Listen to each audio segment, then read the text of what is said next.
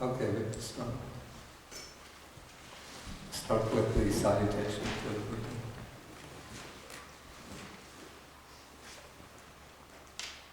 Namo tassa bhagavato arahato samma sambuddhassa.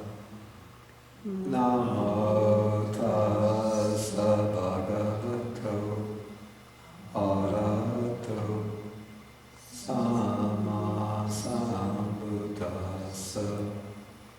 Namo tassa bhagavato arahato samma sambuddhassa.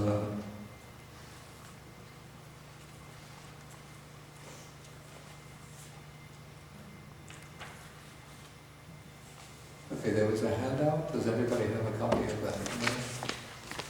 You have some extra copies if anybody has.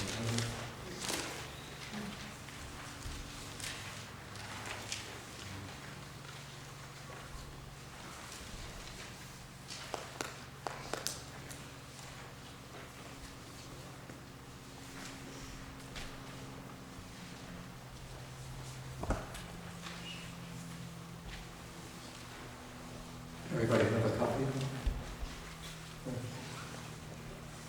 This was quite a week this past week. We didn't have any electric power here at the monastery, and I think throughout this whole area, from Coles down to Westchester, and parts of New Jersey, parts of Connecticut.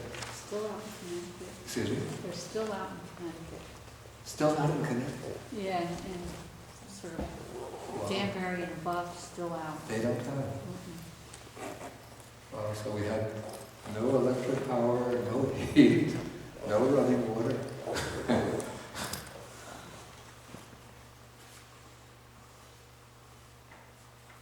And maybe think how difficult it must have been for people living in the pre-electrical age, without central heating, without hot water. Not to speak of the absence of electrical power. Food. Excuse me? And food. Food. Food. You know, supermarkets were closed. I guess you could shoot a deer, but no food. Oh, supermarkets were closed too. Yeah. I know one day we went into Carmel looking for either a coffee shop or a diner, just to find a place to warm up.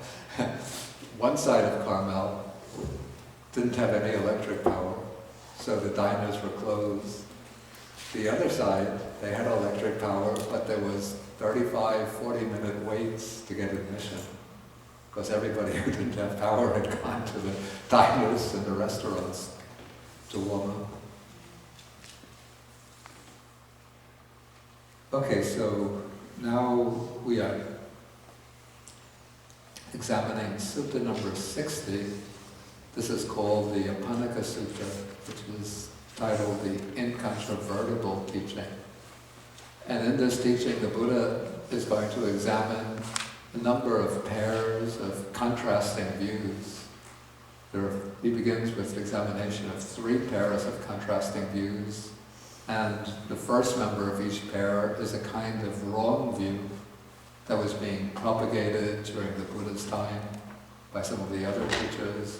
And the other view, contrasting view, is a kind of right view that the Buddha himself upholds.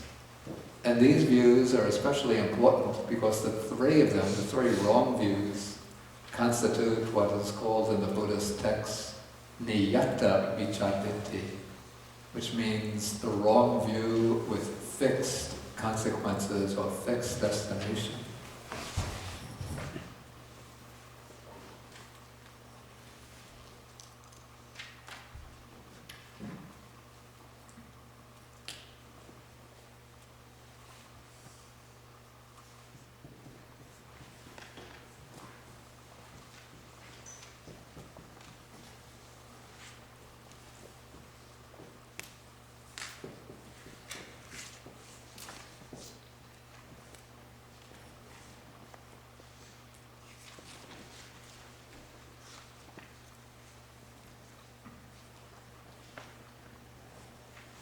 This is a kind of wrong view if it's adopted and strongly clung to and propagated to others.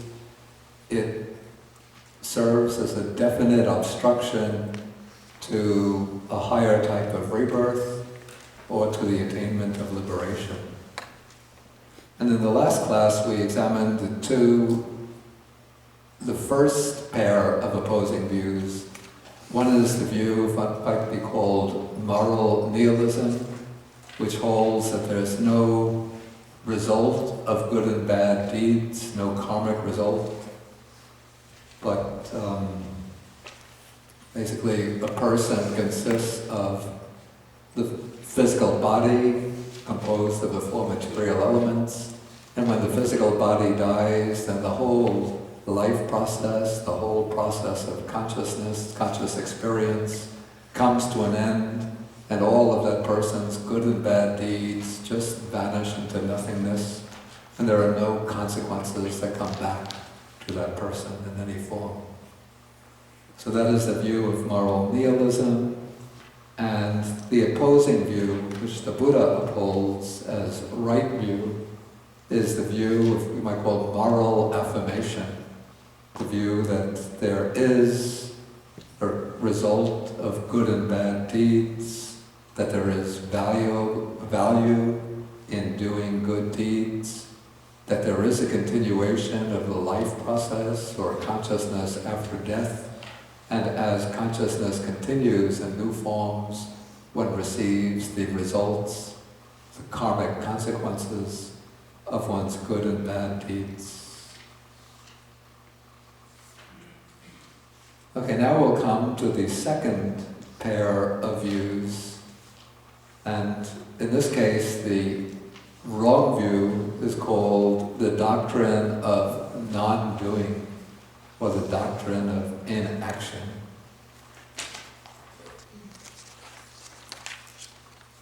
In Pali it's called Akiriyavada, and this we could sum up as the doctrine that moral distinctions are not real, that there's nothing morally reproachable in what we conventionally call bad actions, and that there's nothing worthy or meritorious in good actions.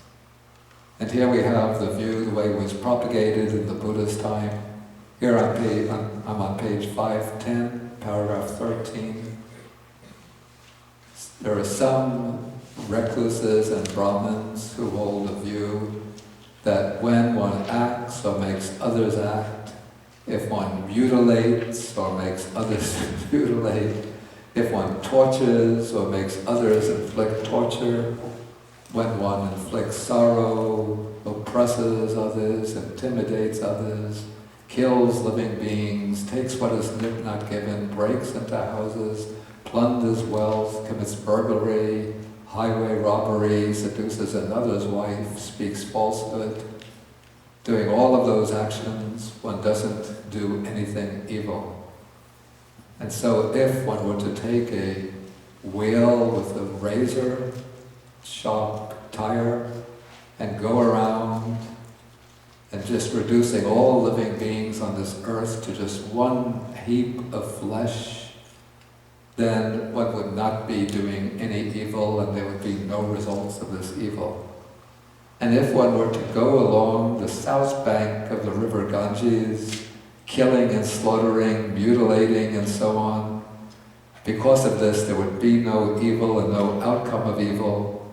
And if one were to go on the other side of the river Ganges, making gifts, encouraging others to give, and so forth, because of this there would be no merit and no outcome of merit. By giving, by taming oneself, by restraint, by speaking truth, there is no merit and no outcome of merit. It sounds to me that today if anybody went around expounding a view like that, they would be locked up in prison or in an insane asylum. But somehow in the Buddha's time, at least according to the Buddha's text, this was one of the views that was propagated. I don't see how anybody who propagated a view like that could get any followers. But Apparently this was a view that was held by one of the respected teachers of the period, whose name was Purana Kassapa. Okay, the opposite view is a view which basically affirms the reality of ethical distinctions, that there is the doing of evil and the doing of good. So this view is expressed exactly as the opposite of the view of non-doing, that when one kills, mutilates, and so on, one commits evil, and if one practices giving, making offerings, speaking truth, taming oneself, restraining oneself, one acquires merit and the results of merit. Okay, so now, having set up this opposition between the two views, the Buddha is going to explain to these householders, who are not, they have to point out that these householders are not yet disciples of the Buddha. So they're confused about these opposing views. And so the Buddha is going to give them a method, called a method of reflection, by which they can determine which view is the prudent one to adopt. Okay, so first he says that it's basically the same reasoning that was used in relation to the first view, but I'll just go through it briefly again. Okay, so first we take the consequences of the view, the effect of the view on conduct. So if one adopts the view that there's no doing of merit, no acquiring of merit, it's expected that one will avoid the three types of wholesome conduct, good bodily, verbal, and mental conduct, and that one will indulge in the three types of unwholesome conduct: bodily misconduct, verbal misconduct, and mental misconduct.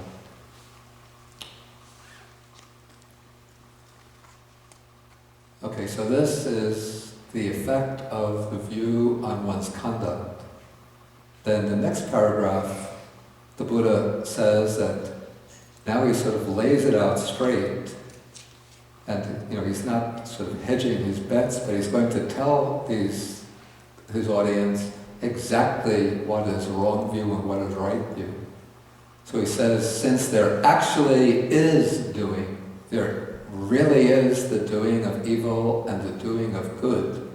So one who holds that there is no doing is adopting wrong view. Okay, and then when one adopts this view is going to affect one's motivation, and so one thereby adopts wrong intention, or one falls into wrong intention.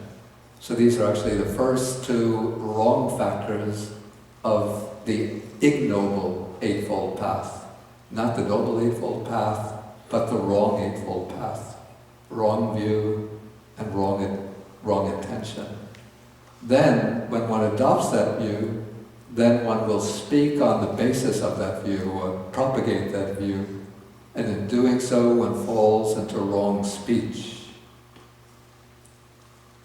Okay, then when one asserts there is no doing of evil or of good, then one is opposing the arahats, here understood as the wise teachers, who hold that there is the doing of good and bad, of merit and demerit. And then if one convinces another to accept the thesis that there is no doing, then one is convincing him to accept a false teaching. And because of this, one praises oneself for gaining followers and disparages others, one denigrates others who oppose one's view. And so one then abandons any kind of good conduct one has been practicing and replaces it with corrupt conduct. And so one falls into wrong view, wrong intention, wrong speech, speaking a doctrine opposed to that of the noble ones, convincing others to accept wrong teaching, and then praising oneself and disparaging others. So these are all unwholesome states that come into being based on the wrong view that there is no doing of good and of evil. Okay, so now this is the way the wise person reflects on this. So he's going to consider this in the light of the teaching of rebirth. So he says that if there is no doing of good or of evil, then on the dissolution of the body, this person will make himself safe enough, since when the body passes away, since there's no good, no evil, there'll be no results of the good and evil deeds. But if there is the doing of good and evil, and if those good and evil deeds are going to have consequences in the next life, then with the breakup of the body after death, one will be reborn in one of the bad destinations, in the hell realms, or in the animal realm, or the realm of the tormented spirits. Okay, so then continuing, he reflects, now whether or not the word of those good recluses or Brahmins is true, let me assume that there is no doing. So just hypothetically, he accepts the view that there's no doing of good, no doing of evil. Still, in adopting that view, this person will be censored by the wise as an immoral person, one of wrong view. So this is an important consideration for the Buddha, that one has to look for the views that one is to adopt to people who are considered wise, and then one has to reflect on how wise people will evaluate you on the basis of the views that you adopt and that you expound. Okay, so even if the view is, suppose the view, though he calls it wrong view, suppose it's correct, but still the wise people in the world will criticize you for holding that view. And that is a reason for not adopting it. Okay, on the other hand, if there is the doing of good and of evil, then this person makes an unlucky throw on both counts. That is, he is criticized by the wise here and now because if he adopts that view, and then, since there is good and evil and a life after death, on the breakup of the body after death, he'll be reborn in a bad destination. And so on that basis, he has a reason for, if he reflects wisely, for rejecting a wrong view and adopting the right view. It's a kind of reflection based not really on higher spiritual aspirations, but just on, call it pure self-interest or prudent self-interest.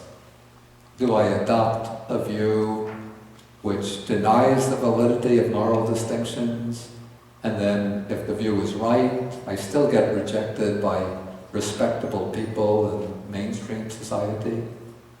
And if the view is wrong, then I get rejected by them and get a bad destination after death.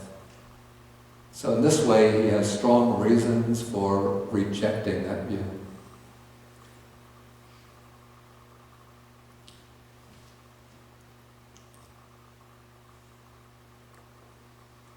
Okay, now the Buddha takes the flip side, the alternative, which is the view that there are distinctions between good and evil, that there is a distinction between merit and demerit. And so if a person adopts this view, then it's to be expected that they'll avoid unwholesome bodily, verbal, and mental conduct, and that they will practice good conduct of body, speech, and mind. Then, since there actually is doing, one who holds the view that there is the doing of good and evil has a right view. On the basis of that right view, he'll form good intentions, so he'll have right intention. And when he tells others or teaches others there is the doing of good and evil, he'll be uttering right speech. And since there actually is doing, one who holds that there is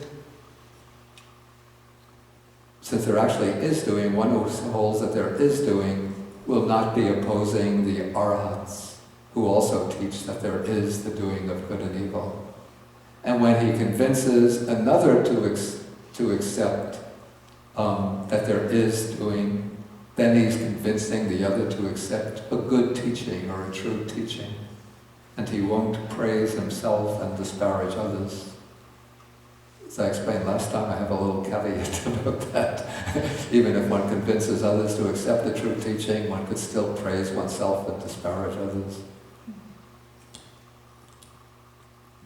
In any case, by adopting the view that there are valid moral distinctions, one will abandon misconduct and replace it with pure conduct.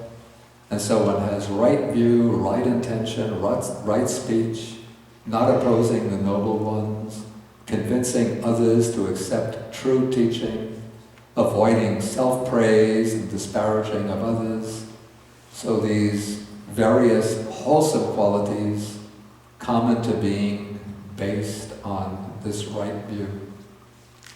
Okay, then the wise person reflects on this and he considers, okay, if there is the doing of good and evil, then on the dissolution of the body after death, this person will be reborn in a happy destination, even in the heavenly world. Okay, but let me assume that there is no doing. Still, this good person who holds that there is the doing of good and evil will be praised by the wise as a virtuous person, one with right view. And on the other hand, if there is doing, the doing of good and evil, then this good person is made a lucky throw on both counts. That is, by holding that there is the doing of good and evil, he is in this world, he's praised and admired by the wise, and then after death, since he holds right view, has right intentions and so on, he'll be almost certain to achieve a favorable rebirth. Okay, so in this way, he has rightly accepted and undertaken this incontrovertible teaching in such a way that it extends to both sides, this life and the afterlife, and excludes the unwholesome alternative, or the undesirable alternative. Okay, so this is a kind of brief overview of the contrast between these two views. If anybody has any questions at this point, please feel welcome to ask. Yes, please. Yeah. Just a little. Yeah, there's a microphone, so please. Thank you. I'm just a little surprised on something so major as deciding which side of this equation you want to be on. Oh. That it's the focal point is an unlucky throw. That expression. Oh. And that it's all in the shooting of dice, making the decision kind of. Yeah, actually last time I pointed out that this kind of reasoning is very similar to, there was the 17th century French philosopher, theologian, Pascal, to Pascal's wager of why I should believe in God. It's not out of love of God or admiration for the beauties of, say, the Sermon of the Mount, or out of the hope of, well, there is the hope of the afterlife, but out of an impartial love of the divine splendor. But one reflects that if, or at least Pascal reflected, if I reject the belief in God, and there is a God, then I will spend eternity in hell. But if there is a God, and then if I believe in God, and there is no God, then I've just adopted a foolish belief. And so well anyway, on the basis of belief, I behave ethically in this life, and then after death everything is finished. Okay, but if I reject the belief in God, how do I...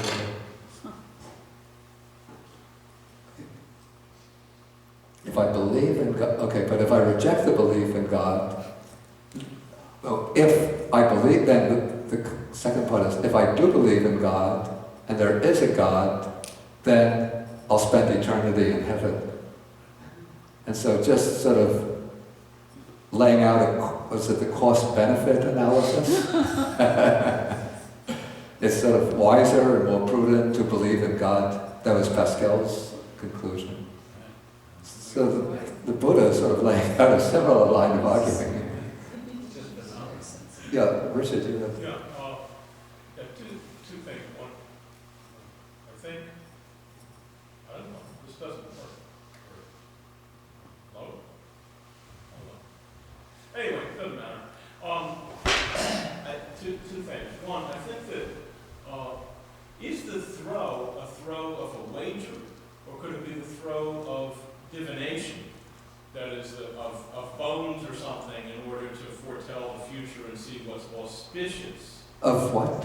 So Of divination. Yeah, Divination rather than a wager.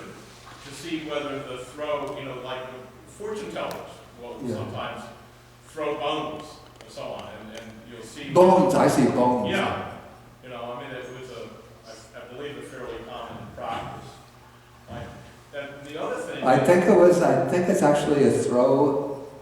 I don't have the Pali text with me, but I think it's referring to a throw in dice. Okay. Like a gambler, yeah. The other thing is, this Pascal is making a wager on the assumption that all that counts for whether you go to heaven or hell is faith, not works. Right? That he's saying it's just faith. Whereas, in a sense, the reason for the dual argument in here is that the Buddha is saying an equivalent of both faith and... That is a very good point. That is a very good point. Because he's saying that if you have the right faith, and if you have the right belief, then your actions will be good, and the assumption... That is actually a very important point. Yes. It's not purely just a matter of what one believes or what view one adopts, but the view one adopts has major consequences on one's motives or intentions and on the actions that flow from those motives. Daniel? I wonder if you could just say a little bit about the distinction between the first two wrong views. Yeah, they seem very similar. They seem very similar. Yeah. And yet they're always stated in the text, they're always presented in the text as distinct, and they are ascribed to different teachers.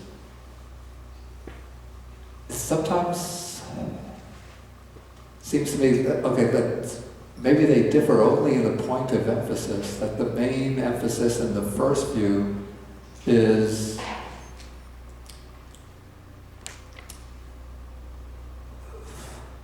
that there's no continuation of the life process or of consciousness after death.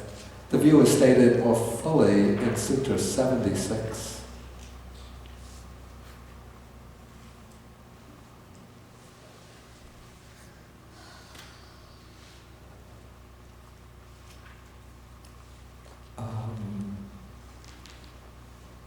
This is on page 619. In paragraph 7, where it begins with the statement of the first view, that there is nothing given, nothing offered, no sacrifice, and so on. But then it continues, a person consists of the four great elements, it's the four material elements. When he dies, each of the elements returns to its external source. Four men carry away the corpse. Then